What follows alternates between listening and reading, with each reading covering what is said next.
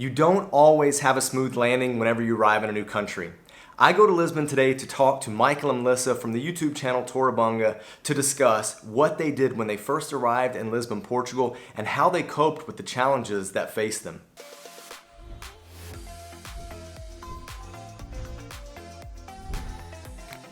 Listen, Michael and Melissa, I really appreciate you guys meeting with us. We've been corresponding since, I think maybe both of us were in the U.S. Yes. So it's been a while. What was going on in your lives when you all were back in the U.S. before deciding to move to Portugal? We had a very suburban kind of existence. Michael had a tour company online, and he's always made his living online, at least for the last, how many years? 25 years. Wow. And we just had this suburban life, and we were doing a little bit of traveling in between. And sometime during all the traveling, we decided that once we're empty nesters, we will move to Europe. Okay. Yeah. Have an abroad experience. Yes, have an abroad experience. And why Portugal? What was part of the decision making for that? Initially, it was going to be Spain, we thought. Oh, okay. We had visited Spain, and we thought maybe we would go to Spain. But we started watching more YouTube videos and doing a little more research about Portugal and the culture and the safety of it. And I think once 2016 and 2017 came around, we were like, yeah, safety's a pretty big issue for us. And we had never thought about Portugal before, and I think a lot of people kind of like that too, you know, like. Yeah. Spain's so heavily marketed. Yes. I was gonna say, so like, as far as you being open to Spain, it's because it's heavily marketed. Yeah, and all the British comedies that were set in Benidorm, you know, made you want to go to Spain. So I was like, well, if Spain is this popular, let's go down a notch to where it's not as popular and not as crowded. Right. Because I think that's the way to go. Do you feel like there's been a shift? I know I'm jumping ahead in the timeline, but like, do you feel like there's been a Apparently, shift? yeah. With all the vlogging and everything that everybody's doing, it has brought a lot of attention to Portugal, and there's room for everybody. It's a big country, and from my understanding, there's only 7,000, 8,000 Americans. Yeah. So we got room 10 for million. 4 more million. You know.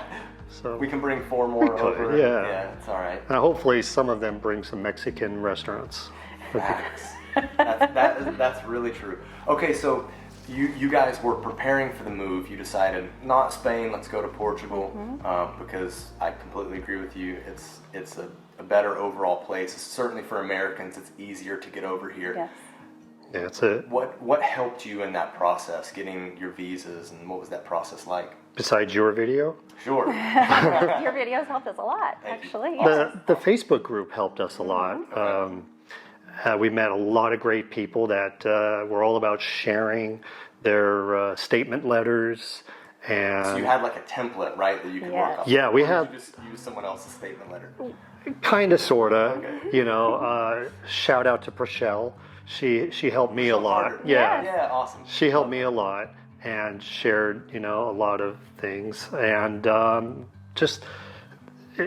it made the process so much easier when somebody was describing their experience with a bank and getting the account. Right. Someone actually leaked out a bank manager's email address, and I jumped on it and got the account. But I had struggled previously with another bank that was just driving us up a wall. It was awful. Who do you bank with? Millennium in the end. Yeah, Millennium was easy for us. Okay. The whole process. We didn't have to jump through a gazillion hoops that some people did, and I don't know why they did. The branch? It could have been the branch. It could have been the manager's mood that day, but we didn't have to do that whole apostille thing of our documents, and we just DHL'd them back, and she said that was fine. And open the account. No problem. But the previous bank that we had worked with, what was that bank? Atlantico. One branch in all of Portugal or something, and we jumped through hoop after hoop after hoop, getting up early in the morning and trying to communicate, and they just left us hanging. There wasn't even an answer. 9 weeks they left us We hanging. had to have that bank account because of our June 3rd appointment in San Francisco, and we're sweating bullets here at the end of May. Right. And then Millennium the lady just, boom, fast-tracked us, and we didn't do anything special, no bribes, no nothing. It just luck of the, the draw. And you need luck. I think you need some luck, and a good course. Yeah. All right. Well, thanks for that shout out. If you know of any good courses. We know a few good courses. Link in the description section below. Box. This is not why we had these two on here, guys. No. So tell me a bit about San Francisco, because San Francisco works very different than DC in terms of the immigration process. You all actually have to go in. I think DC, if you live in a certain geographical area close enough, they ask people to come in, or you can go in. But San Francisco is currently requiring people to go in. Yeah. They have done that through the pandemic. So what was that like? Was it nerve-wracking? It was nerve-wracking. Yeah. I think we thought it was going to be like an interview process where we had to qualify for something, Right. And we just submitted documents the whole time, and we were in order, thanks to Michael. And Oh, thank you. And if I might say, nobody thought I was amusing at all. Any one-liners that I had uttered just fell on deaf ears. Yeah. So all business, but that actually went pretty smooth. Good. Yeah, it was a great day. So then you guys get your visa, you move over. What month was it? August of last year. August of last Yeah. year. So you guys have been here just over a year now. And what was the adaptation period like for that first month or so? it's rough. It was Was it? kind of rough. Yeah. Yeah. It was August, and it was hot.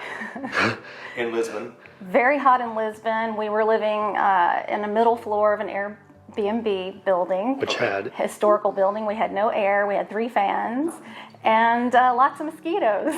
you'll learn a lot about your temperament and yourself Yes, you do. pretty quickly. Great location, and we had the nicest landlord.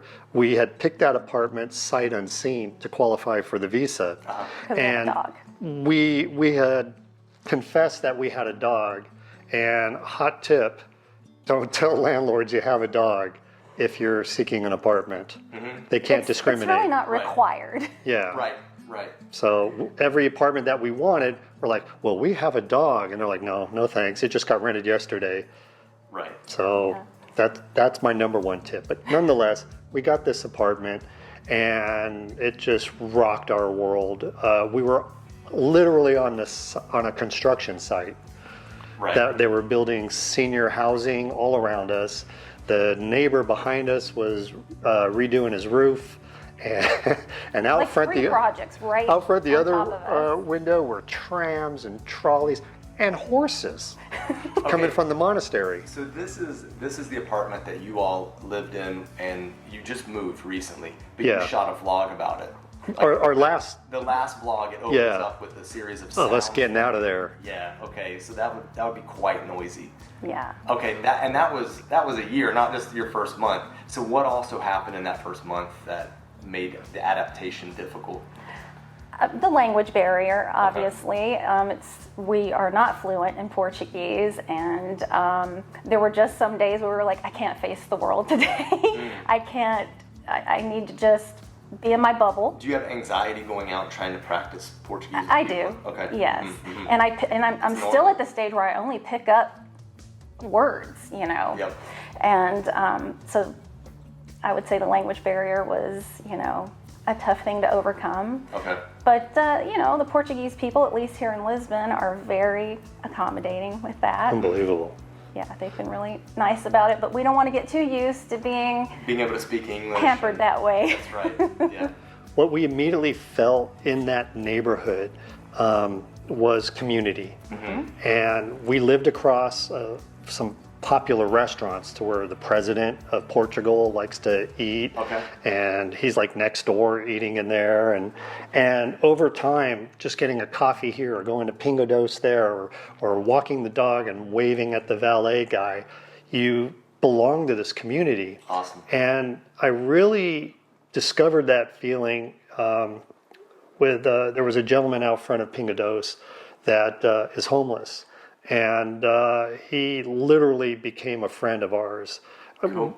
We couldn't give him money. He wouldn't take it, but he would love to sit down and have a coffee with us and things like that. And he was just a really sweet guy. And the other experience that we had was we had opened up our apartment building door, and there was a lady in slippers and pajamas and with no jacket on, and there was blood. And I went out and I said, "Bom dia," and she was just kind of catatonic, just staring. So I went next door to the restaurant, and they were like, "Oh, yeah, they've already sent an ambulance. They hooked her up with a coat, and we've sent some sandwiches." And I'm like, wow. So the community really that comes quick together and Yeah. helps people out. And this was in Blaine, a very busy, touristy area, but it still has plenty of... And they hooked her up. Absolutely. Yeah. Cool. Absolutely. I thought, well, this would be a great place to drop dead. You know, and not to mention, I was 2 doors down from a funeral parlor. So, Convenient. Yeah. so how, gave me peace of mind.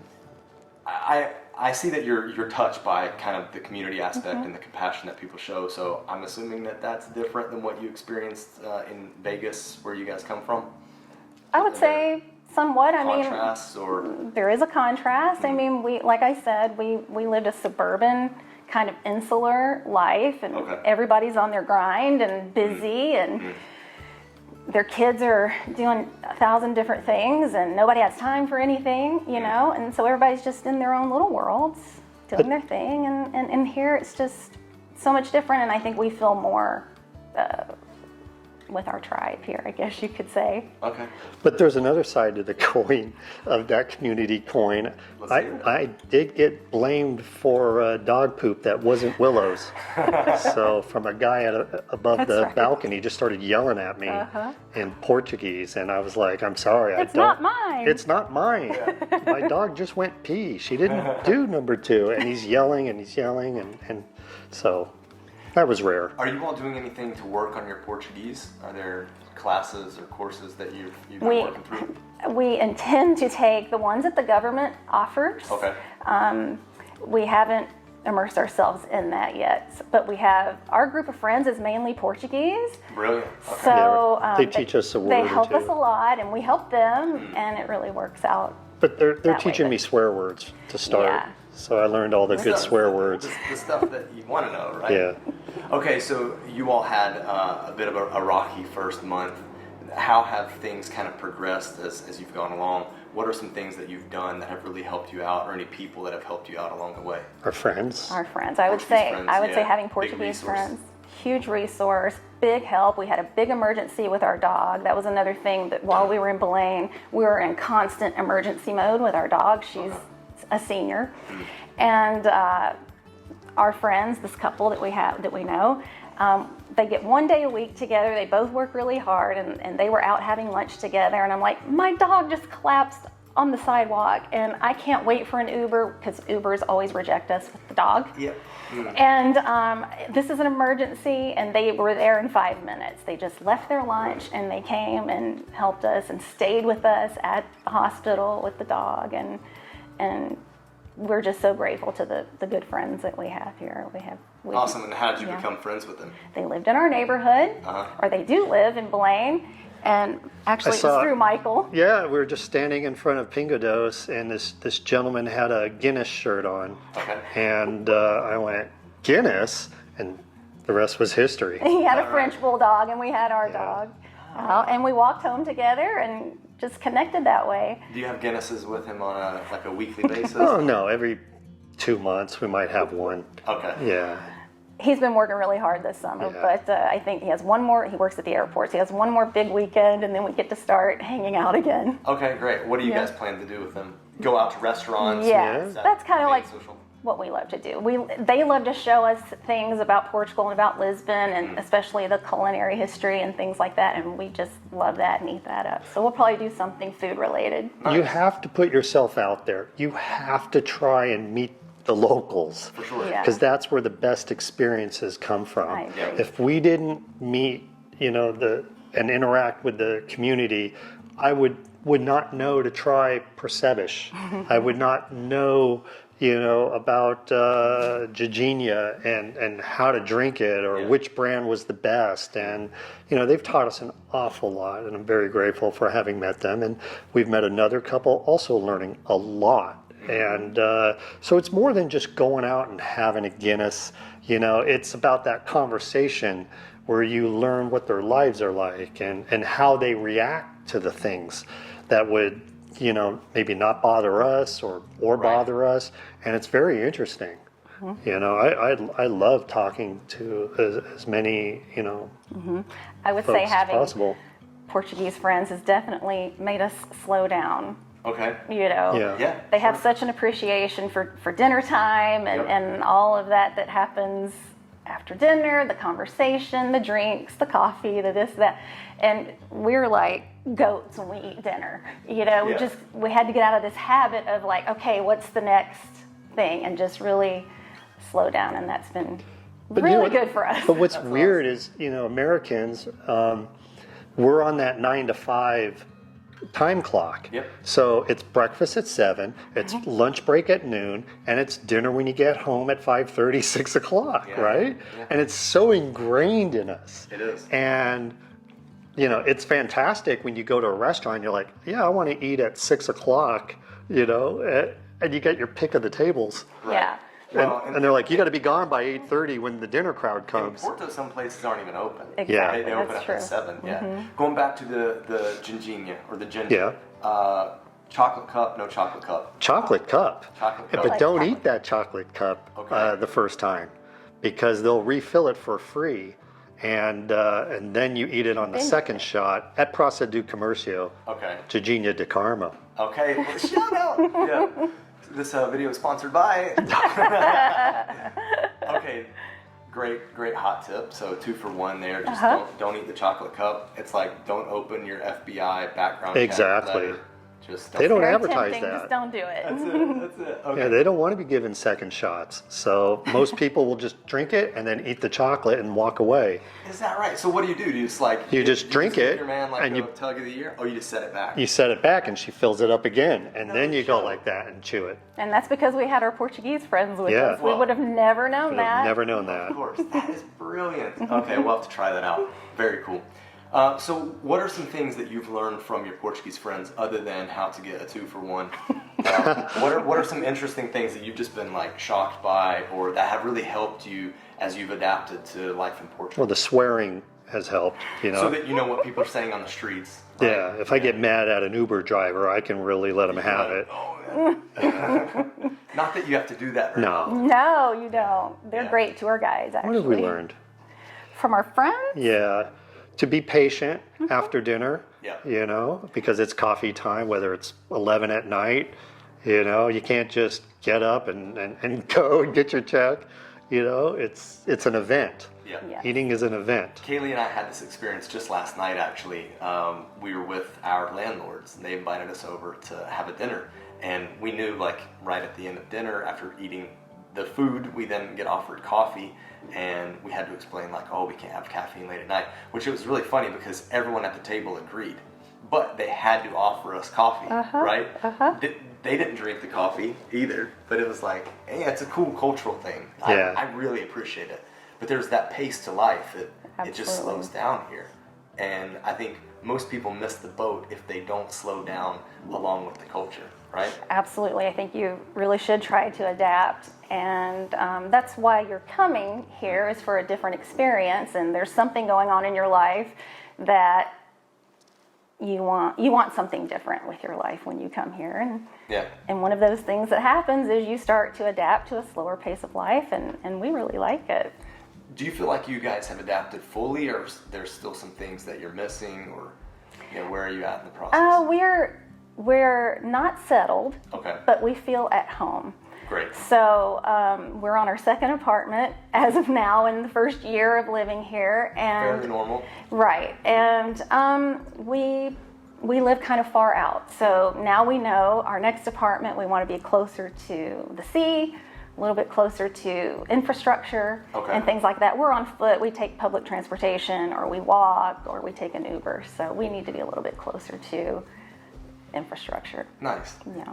How does, go ahead. I just wanted to add, I've stopped complaining about taking the garbage out. It's a 10-minute walk to the trash can. Oh, okay. So Yeah, there's no opening your garage and just chucking it. I miss those days. Yeah. Even in Belaine, we had to go walking around, find that gray can, and the gray can's full, so then it's back up the street, maybe behind the restaurant. I can stick that bag in there. And Man, that's rough. That is kind of rough. That's Yeah. just life, you know, One of out those here. But things you adapt to. And that's more because of where you guys live. Yeah. People that live in the city of Lisbon, within the block, there's something. Like Hopefully. A trash bin. Yeah. hopefully. Recycling receptacles. It hasn't been our experience Right. that it's Is that close right? by to where you live. Okay. So, So Porto does better with their waste management. Maybe so. I think is the comparison Perhaps. we're drawing here. Cool. Well, guys, at Expats Everywhere, we believe that living abroad transforms lives. How has living abroad transformed your life? I would say, first of all, just making amazing friends since we moved here. Like I said before, you know, our lives were just as busy as any other American's life, trying to take care of kids, get them graduated, and all that stuff. And here we have just an amazing group of friends, and I think that's the most transformative thing that we've experienced here. Awesome. you really get to know yourself living abroad. You learn what, you know, you will cope with, and you learn about overcoming your challenges. Sometimes you just don't have a choice. You got to get through it. Uh-huh. And, you know, there was a period in October, 2.5 months, we were just hit with everything. And I got COVID, the Delta strain. And it was just surreal to be in Lisbon with COVID, something that I've been hiding from for 2 years. Right. You know, and here it is. And thought I was going to die that Saturday night, you know, after being tested. And then 5 days later, the police are showing up and wanting to make sure we're quarantining. And All right. it was just such a weird experience. Sure, sure. And, you know, you mix that all together. And I'd do it again, you know, except without the, without the Delta. But yeah, I mean, you really get strong when you It's a growth are living experience, that's for without sure. your safety net, and you're having to figure out how to get a dog that's bleeding internally to a vet, you know, to you name it. So to figuring out how to kill the flies and the mosquitoes, literally talking to neighbors going, how do you get rid of these things? Right. Well, you guys have a resource on living in Portugal. Tell us about that. Your YouTube channel. Shout out the YouTube Shout out for Tourabunga, Melissa and Michael, Tourabunga. Right. That's right, yeah. In case there's a box. Yeah.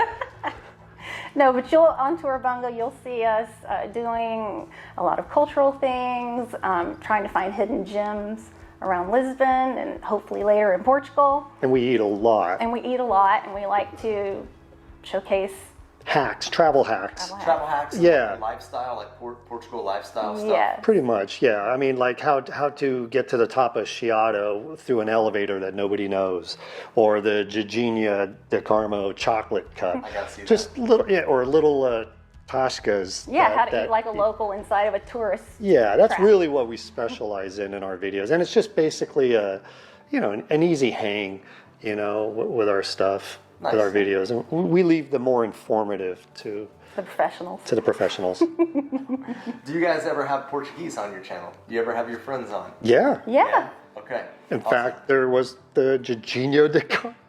So they were the ones that told you about it. Yeah, and Yeah. they're in that appeared video. on that episode. Yeah. That's awesome. We went to Irasairo I with missed that them. one. Apologies. That's It's okay. the It's Delish series. Okay, we'll check it out. Guys, if you want to see more videos that we've done at Expats Everywhere, more interviews like this, click on this playlist right here. Now, I'm Josh with Expats Everywhere. Let's get moving. Bye.